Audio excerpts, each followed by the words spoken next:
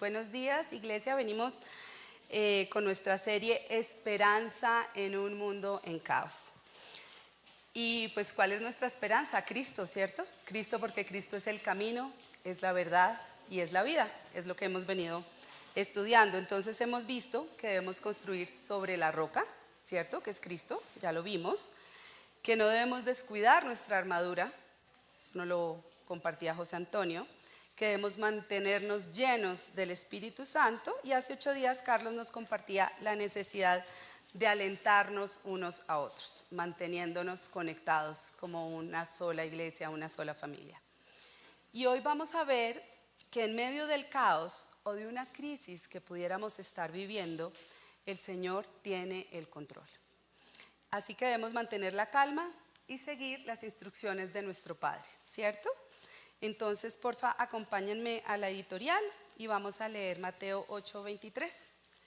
Mientras buscan, aquí en Mateo, el Señor acaba de dar todo el sermón del monte y después ha sanado a un leproso. El Señor viene haciendo milagros, sana al siervo del centurión.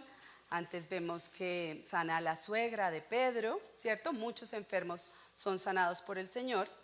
Y en Mateo 8:18 dice: viéndose Jesús rodeado de mucha gente, dio orden de pasar al otro lado, es decir, al otro lado del mar de Galilea, porque él estaba en ese instante en Galilea. Y acá iniciamos entonces Mateo 8:23 y dice: entró él en la barca y sus discípulos lo siguieron. Y se levantó en el mar una tempestad tan grande que las olas cubrían la barca, pero él dormía. Se acercaron sus discípulos y lo despertaron diciendo: Señor, sálvanos que perecemos. Él les dijo: ¿por qué teméis, hombres de poca fe? Entonces, levantándose, reprendió a los vientos y al mar, y sobrevino una gran calma. Los hombres maravillados decían: ¿qué hombre es este que aún los vientos y el mar lo obedecen? Amén. Entonces vemos que están en una tempestad y dice que las olas cubrían la barca, ¿cierto? Y a veces el Señor en su palabra, la tempestad, hace la relación y vamos a ver, ustedes tienen ahí el significado, que esa tempestad son nuestras circunstancias, nuestros problemas, y a veces pensamos que nos sobrepasan, ¿cierto? Las olas cubren la barca y dice: sálvanos que perecemos, es decir, sentimos además que eso que nos está agobiando de tal manera que sentimos que morimos. En nuestro espíritu, en nuestras emociones, nos sentimos agobiados, ¿cierto? Temor ante las circunstancias, lo que tenemos en ese momento. Y todo lo contrario, ¿qué es lo contrario al temor? La fe, ¿cierto? La fe. Y entonces dice: ¿por qué teméis, hombres de poca fe? Es decir, una de nuestras responsabilidades es incrementar esa fe. Y dice: levantándose, reprendió a los vientos, al mar, y sobrevino una gran calma. Declaró la palabra del Señor, reprendió la circunstancia, y la circunstancia obedeció al Señor, porque tiene un nombre que es sobre todo nombre, sobre el nombre de las circunstancias. Entonces vemos allí que es tempestad en la Biblia. Ustedes tienen ahí la traducción, viene de la palabra hebrea shoah, tempestad, devastación, alboroto, asolamiento, calamidad, destrucción, quebrantamiento y hasta ruina. Y si tomamos un paralelo de hoy, digamos que no de la barca en ese momento con Jesús, pero hoy estamos en un viaje, en un avión, 180 personas, y se para la azafata y nos da instrucciones, ¿cierto? Y se para y dice: este avión cuenta con 8 salidas de emergencia, 2 adelante, 2 en medio, 4 al fondo, y puede haber una cerca. Usted, por favor, revisen. Y después se para y dice: si llega a perder la presión en el avión, va a caer una mascarilla del techo, póngasela donde tape boca, nariz, y ale las cuerdas después debajo de la silla, recoja el chaleco y no lo infle dentro del avión, sino fuera de él, alando esta cuerda o soplando, ¿cierto? ¿Cuántas personas de las 180 están poniendo atención? De los que estamos acá, ¿cuántos ponen atención? Entonces, ¿qué pasa? Llega la emergencia, imaginémonos cuánta locura puede haber en ese momento, pero no tenemos ni idea qué hacer. Se nos olvidó si el chaleco caía de arriba, si la mascarilla la jalo de abajo, si lo inflo, si no lo inflo, no tengo ni idea qué hacer. Entro en angustia, ¿cierto? Y así nos pasa en nuestra vida como cristianos. Sabemos la palabra, la conocemos, pero no la hacemos. No la ponemos en práctica en nuestro día a día, ¿cierto? No le damos la importancia adecuada. Y tenemos fisuras en nuestra vida por no hacerla. Y entramos en crisis y decimos, pero ¿por qué a mí? Si yo soy tan buena, ¿por qué a mí me pasa esto? ¿Cierto? Entonces, una vida bendecida en el Señor, una vida victoriosa en el Señor, no es una vida al azar. No es una vida al azar, está construida línea por línea, renglón por renglón, que nosotros estudiamos de su palabra y que ponemos en práctica. ¿Cierto? ¿Por qué? Porque en el momento de crisis recordamos esa palabra, recordamos lo aprendido. Es como si sabemos nadar desde chiquitos, nadamos súper bien, dejamos de hacerlo muchos años, vamos a una finca y nos empujan en la piscina. Naturalmente empezamos a nadar, porque es algo que practicamos y que conocemos. Es lo mismo con la palabra del Señor, ¿cierto? Y cuando ponemos la palabra del Señor en práctica en un momento de dificultad, no nos basamos en nuestras emociones. No nos basamos en lo que pensamos, ¿cierto? Nos basamos en qué dice la palabra del Señor ante esas circunstancias, ¿cierto? No vamos a que nos lean las cartas, porque nosotros tenemos la verdad que está aquí y sabemos a dónde acudir. Entonces, el mundo nos dice, sigue tu corazón, sé feliz, pero el Señor nos dice, sigue mi palabra y obedece, para que tengas una vida en victoria. Entrégame tu corazón y no vamos a vivir por emociones, ¿cierto? Sino vivimos bajo la voluntad y la palabra de Dios. Bueno, tiempos difíciles, ¿cierto? Tiempos difíciles. El hecho de que seamos cristianos, ¿creen que nos eximen de tiempos difíciles? Que creamos en el Señor, no vamos a pasar por tiempos difíciles. Puede que estemos hoy en tiempos difíciles, puede que hayamos acabado de salir de algún tipo de crisis, o puede que estemos próximos a de pronto entrar en alguna, tiempos difíciles, un diagnóstico de enfermedad la cual no esperábamos y vienen unos gastos no planeados, no previstos, ¿cierto? Problemas en nuestro matrimonio, parecía todo bien en calma y de repente encontramos algo y se empieza a fisurar esa relación y entramos en crisis en nuestro matrimonio.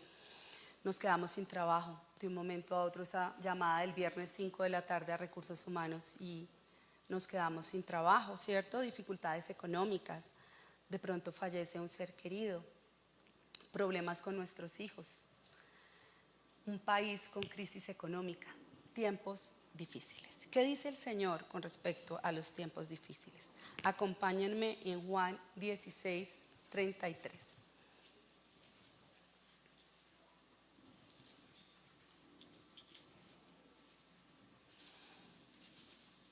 Listo, ahí lo tienen en el boletín. Dice, estas cosas os he hablado para que en mí tengáis paz. ¿En quién?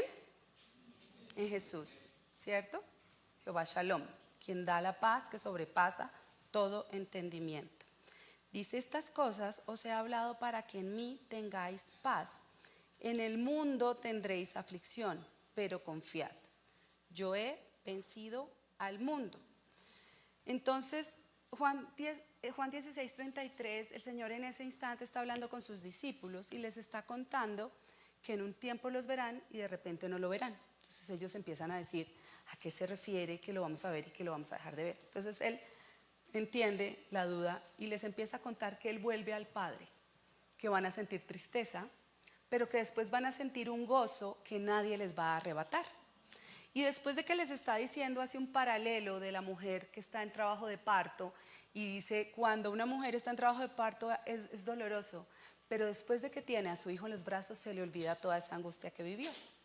Entonces, después de que cuenta eso, dice, y estas cosas que acabo de comentar, que es lo que les está contando, dice, las hablo para que ustedes sepan. O sea, van a tener aflicción, pero saben que la victoria está, que el gozo está, que nadie los va a arrebatar, ¿cierto? Van a tener aflicción, pero confíen. ¿Confíen en quién? En el Señor, en mis instrucciones, en mi palabra, porque yo he vencido al mundo, ¿cierto? Entonces, el Señor nos dice aquí que tendremos aflicción, que tendremos algún tipo de crisis, sin embargo que confiemos en Él, y esa es nuestra primera instrucción. La primera es confía en el Señor. Entonces, ¿qué es lo que a nosotros nos da temor?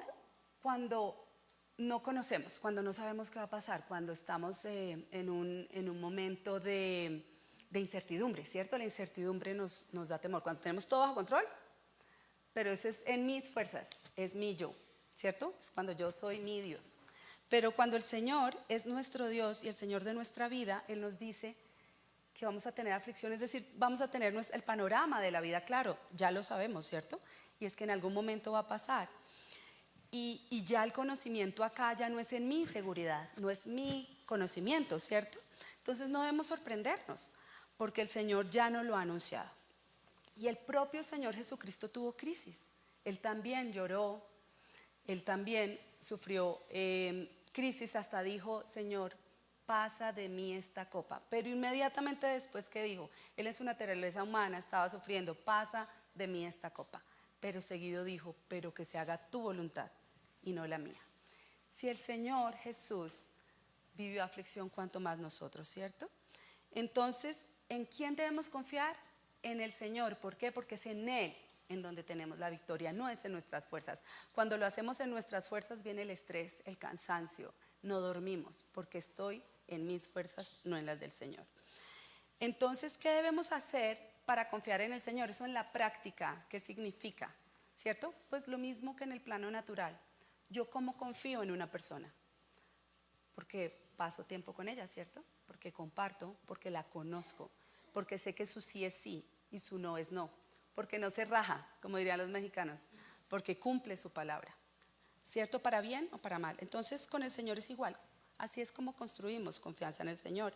Entonces en el plano espiritual es exactamente idéntico. Debemos pasar tiempo con Dios. ¿Y cómo pasamos tiempo con el Señor?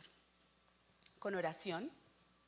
Él nos dijo una guía, el Padre Nuestro, y dice: dame el pan nuestro de cada día. Es cada día en oración, es cada día en el lugar secreto. Él dice que lo que hagamos en el lugar secreto, Él lo recompensará en público.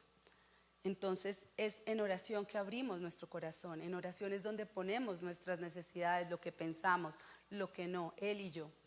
Y Él, cuando vemos que empieza a cumplir esas promesas que yo he puesto en oración, y le digo: Señor, hoy tengo temor de esto, hoy lleva esto, hoy tengo esto, que seas tú yendo delante de mí como Jehová Nishi, mi estandarte, abre puertas, abre caminos, abre la bandera, y empiezo a ver que así sucede, empiezo a confiar, ¿cierto? Se incrementa mi fe. Lo mismo en el ayuno. También el Señor dice que debemos ayunar para también mover circunstancias.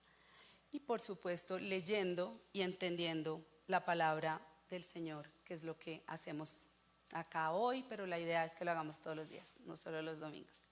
Entonces es leer su palabra, es ponerla en práctica, y ahorita también vamos a ver cómo se hace. Entonces, como consecuencia que yo paso tiempo con Él, que veo que cumple sus promesas en mi vida, en la vida de mis hijos, empiezo a confiar en Él, incremento mi fe, y así el Señor se moviliza en mi vida y sobre las circunstancias. Porque la fe viene por el oír la palabra de Dios. Entonces por eso debemos leer la palabra en voz alta, escucharla, aprenderla y vivirla. Y así se incrementa nuestra fe, eso dice Romanos 10:17. Segunda instrucción: busca la dirección de Dios. Entonces también cuando estemos pasando por una circunstancia o una crisis o un tiempo difícil, evaluemos la situación desde la perspectiva de Dios, ¿cierto? Porque yo puedo estar en crisis por desobediencia, yo puedo estar en crisis por desconocimiento, o yo puedo estar en crisis porque es algo definitivamente fuera de mi control, ¿cierto? Entonces me pregunto: ¿por qué estoy en crisis? Y en la práctica pongámosle nombre a nuestro problema, ¿cierto? Y escudriñemos en la palabra qué dice con respecto a ese problema. Entonces en el primer caso, por desobediencia, ahí puse 2 ejemplos. Estoy en crisis económica porque de pronto me gasto más de lo que me gano. Eso es desobediencia, eso no es algo al azar, ¿cierto? O porque estoy llena de deudas, entonces le pongo nombre: estoy endeudada. y busco qué dice la palabra con respecto a las deudas. O porque fui codeudora, ¿qué dice el Señor con respecto a ser fiador? Entonces ahí puse 2 ejemplos. Proverbios 22, 7b y dice: el que toma prestado se hace siervo del que presta. Somos esclavos de los bancos cuando no pagamos. Nos llaman en la mañana, mediodía, en la tarde, fines de semana. Bloqueamos el número y sale número desconocido. O sea, es una esclavitud terrible, pero el Señor no lo dijo. El que toma prestado se hace siervo del que presta. Pedimos prestado, no podemos pagar, vienen a cobrarnos y nos cruzamos de andén. O somos ese ejemplo veraz que cuando nos llaman le decimos a nuestro hijo, digan que no estoy. No estamos en obediencia. O en Proverbios 22, 26, 27 dice: no te comprometas por otros, ni salgas fiador de deudas ajenas, porque si no tienes con qué pagar, te quitarán hasta la cama en que duermes. Entonces el Señor dice, sí, ¿esto qué significa? Si vamos a ser fiadores, significa que somos deudores, no fiadores. Estamos dispuestos a pagar la deuda, pero además no solo dispuestos, tenemos el dinero con qué hacerlo. De lo contrario, no, porque nos quitarán la cama donde dormimos. Crisis matrimonial, infidelidad, falta de comunicación, prioridades desordenadas. Todo esto está en la palabra del Señor. ¿Qué dice el Señor con respecto a cada una de estas crisis en las que estamos? Y obedezcamos. Conocemos la palabra, conocemos la verdad, tomemos nuevamente el camino. Si no lo estamos haciendo en obediencia, y el Señor es fiel para restaurar nuestro matrimonio, para restaurar nuestras finanzas, para restaurar las relaciones con nuestros hijos. Él es fiel cuando empezamos a caminar en sus caminos y en orden. Segundo punto, por desconocimiento, ¿cierto? Y el Señor dice en Proverbios 22, del 17 al 19, lo tienen allí en el boletín: presta atención, escucha las palabras de los sabios y aplica mis enseñanzas.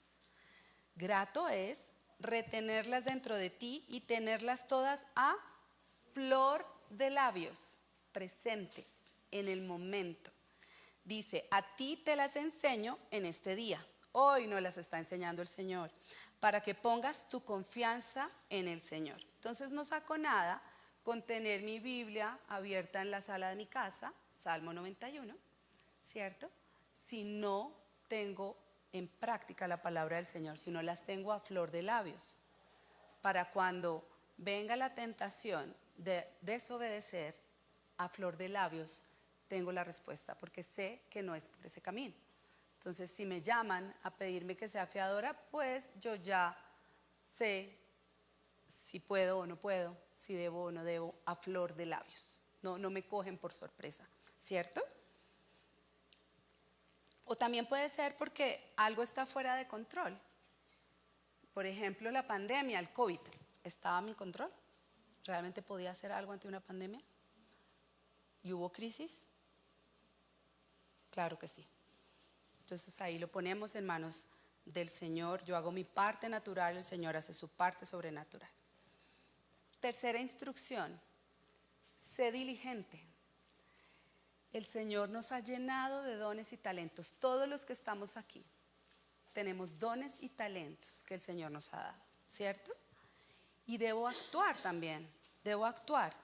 Y estoy en crisis, ¿qué más debo hacer ante la situación en la que estoy? Debo buscar soluciones y también esperar en el tiempo del Señor, ¿cierto? Yo hago mi parte, yo hago lo posible y el Señor hace lo imposible. Debo ser diligente, no procrastinar. Entonces estoy sin trabajo, pero estoy todo el día en la casa viendo televisión y mi hoja de vida desactualizada. Estoy esperando que alguien me timbre o me llamen o me busquen. Debo hacer mi parte, ¿cierto? También debo hacer mi parte y también me tengo que preparar. Las oportunidades van a llegar, téngalo por seguro, pero yo me tengo que haber preparado antes para esa oportunidad. Entonces, nosotros confiamos en el Señor, nosotros creemos en el Señor, nosotros ponemos las circunstancias ante el Señor, pero también debo actuar. Debo poner en práctica mis dones, ¿cierto? Y mis talentos y me preparo.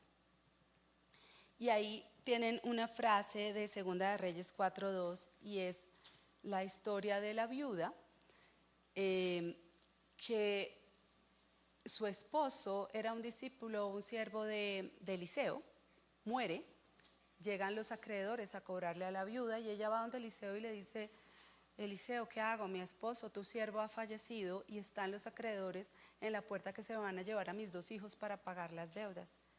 Y él le pregunta: ¿qué puedo hacer yo por ti? Dime qué tienes en tu casa. Y hoy el Señor eso nos lo dice a nosotros. ¿Qué puedo hacer yo por ti? ¿Qué tienes en tus manos? Y ahí vemos que ella responde: tu sierva no tiene ninguna cosa en la casa, sino una vasija de aceite. Y a veces somos así, a veces nos victimizamos, ¿cierto? Yo no tengo nada, yo no sé nada porque no sé esto, no sé lo otro. Vemos lo que nos falta, no en lo que tenemos o sobreabundamos. Hay que construir desde lo que tenemos, desde lo que el Señor nos ha dado, desde esos dones, desde esos talentos. Entonces ella contesta: no tengo ninguna cosa en la casa sino una vasija de aceite. Y él le dice: pide a todos tus vecinos prestados vasijas y llénalas. Y ella con su vasijita de aceite empieza a llenar las vasijas. De repente le dice a su hijo: trae más. Y el hijo le dice: no, mamá, ya las llenamos todas, ya no tengo más vasijas. Y ahí cesa el aceite. Cuando ya ella llenó todas las vasijas, si hubiera tenido más, no hubiera cesado. Ahí cesa el aceite, multiplicó lo que tenía en su casa.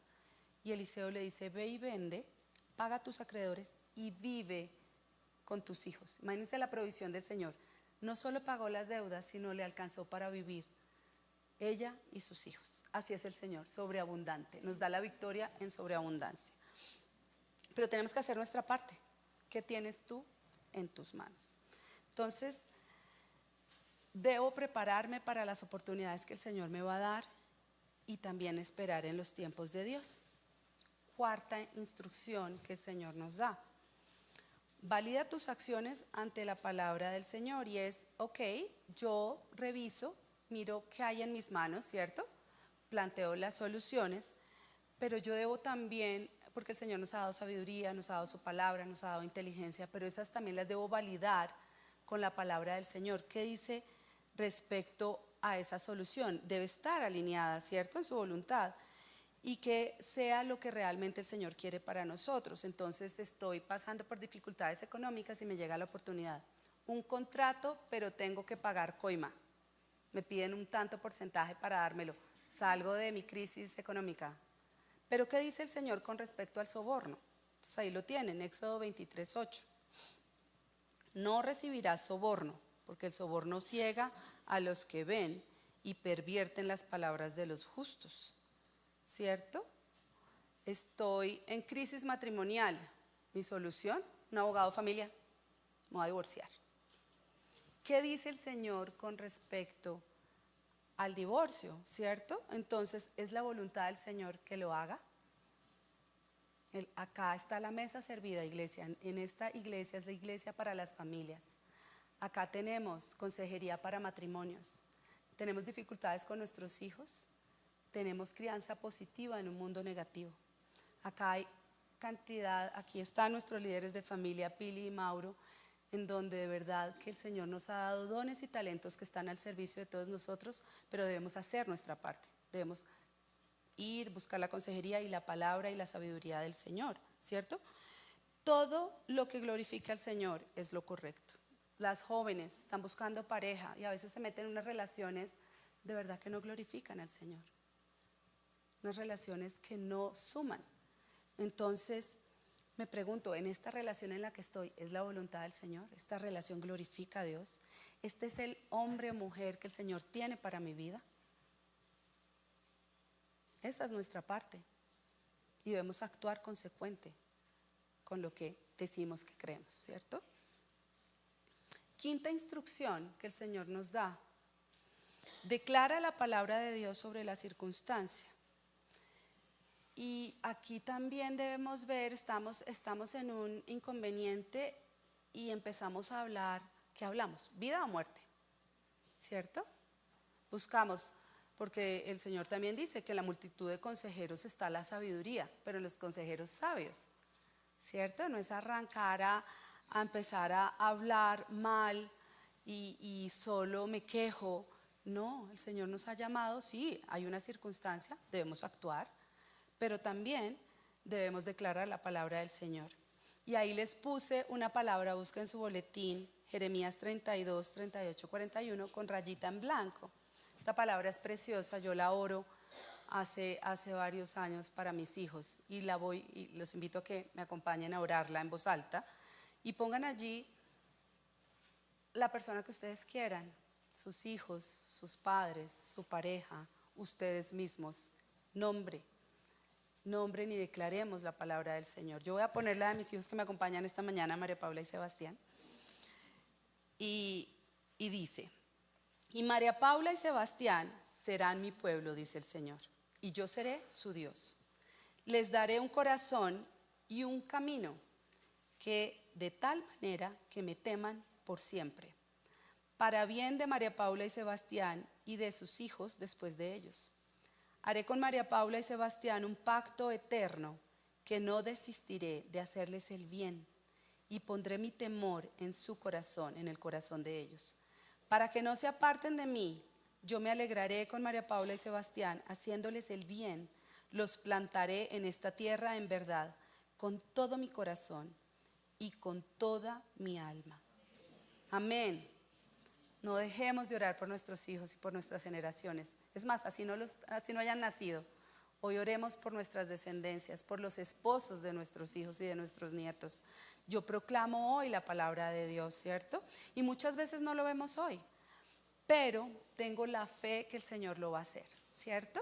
Entonces esa es la fe, la certeza de lo que no se ve, la esperanza de lo que se espera. Entonces de pronto no es en mi tiempo. Yo quisiera que fuera ya. ¿Quién quiere permanecer en crisis? No, lo que quiero es salir, ¿cierto? Súper rápido.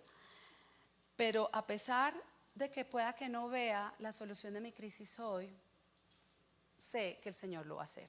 Tengo esa certeza y esa tranquilidad. Y sexto, tenemos la instrucción de esperar en el Señor. Porque lo que decía, ahorita quisiéramos que fuera ya, pero también es en el tiempo perfecto del Señor. Es en su kairos. Porque toda situación, toda crisis tiene un propósito. No es al azar que estamos pasando por la situación en la que estamos. Es para formar nuestro carácter. Hay situaciones que para nosotros no las comprendemos, son incomprensibles. Y el Señor permite que esa situación nos suceda en su sabiduría, porque es para perfeccionar la obra que un día inició en nosotros, para que le seamos útiles a sus obras. El Señor está puliendo cada día nuestra vida y duele quitar la piedra como el alfarero, tallar la madera. En ese momento es doloroso, pero después la obra es perfecta. La obra es perfecta. No es cómodo, obviamente, estar en una crisis, pero el propósito de la crisis es trabajar en nuestro orgullo. En eso es en lo que tenemos que trabajar, porque obviamente la naturaleza humana, cuando estamos en los tiempos valle, nos creemos, es que yo sí soy una dura. Creemos que los logros son nuestros, nos volvemos egocéntricos, ¿cierto?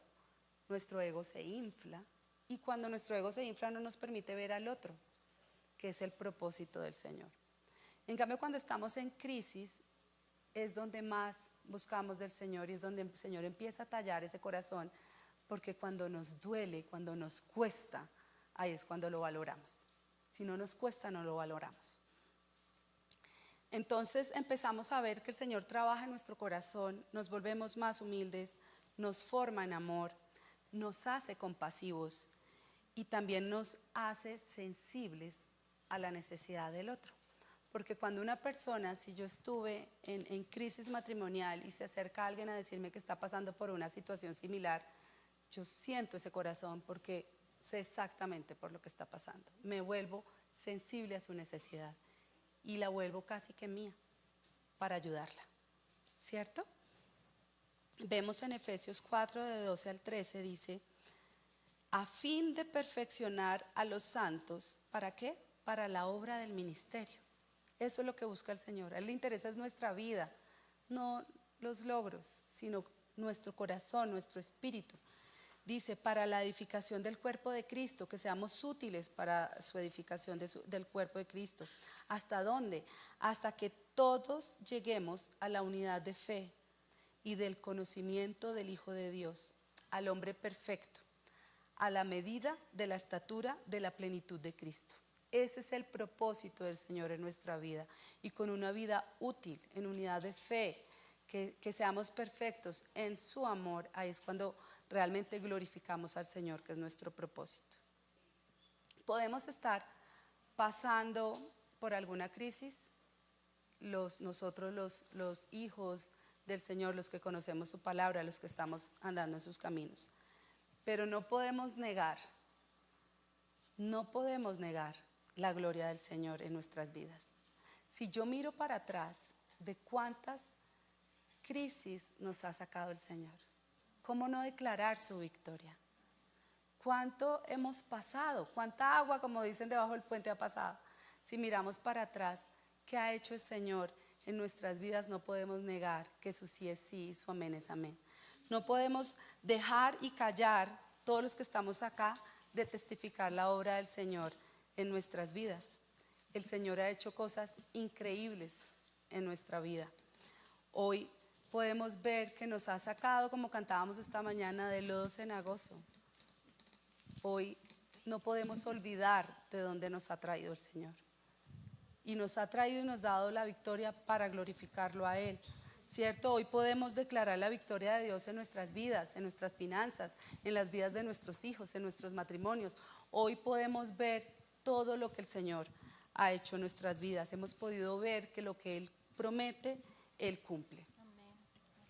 Yo podría aquí no terminar toda la mañana contando testimonios de lo que ha hecho el Señor en mi vida, en la vida de mis hijos, en todas las áreas. Pero hace unos años yo estuve en crisis matrimonial y buscamos del Señor. ¿Cuál fue mi solución en ese momento? El divorcio. Yo le pedí el divorcio a Diego.